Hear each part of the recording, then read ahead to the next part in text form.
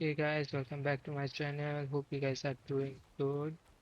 Just spending a few hours with Onimusha demo. I think there are mostly two questions the most people are asking right now is firstly if it's a Souls-like game, and secondly, should we buy it when it releases?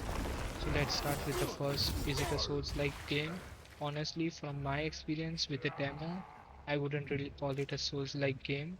Yes, the game has dark atmosphere, dangerous Show me enemies what you and all, combat system that wants you to pay attention, but it doesn't feel like a Souls-like game where if you make a tiny mistake, you get punished every few seconds.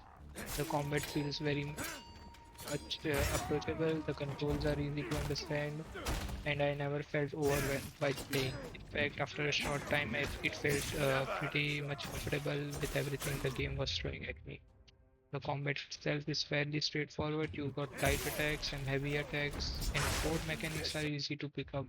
At least in the demo, I didn't come across any crazy combo systems or mechanics that required hours of practice and all.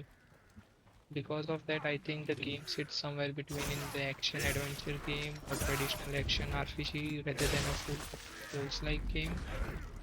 Now, let's talk about whether you should buy it or not. For me, the answer is actually yes, but it depends on what kinds of game you guys enjoy playing. If you enjoyed games like Ghost of Tsushima, Sekiro, or Neo 3, Rise of the Ronin, something like that, or even some older versions of Onimusha, then I think there's a very good chance you would enjoy this as well. The atmosphere is fantastic, the environments look incredible, the character designs are cool, the combat feels smooth and satisfying. One thing I especially liked was how easy it was to just jump in and start having fun. I didn't need long tutorials, sort of like that. Right, there were no long, complicated systems that I had to spending hours on. Now, I do have a complaint that the demo was way too short. Just when I felt like I was getting a grip on the combat and the world, it ended. I would have loved to spend a little more time exploring what the game has to offer before I make a final judgment. Overall, my first impression is positive. No, I don't think this is a hardcore Souls-like game. And yes, if you are a fan of action games No with challenge. great atmosphere and which has a Japanese fantasy setting, I think this game would definitely be worth buying.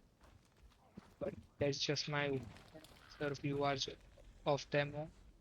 Let me know what you guys think down in the comments. Did you enjoy the demo? Are you planning to pick up the full game?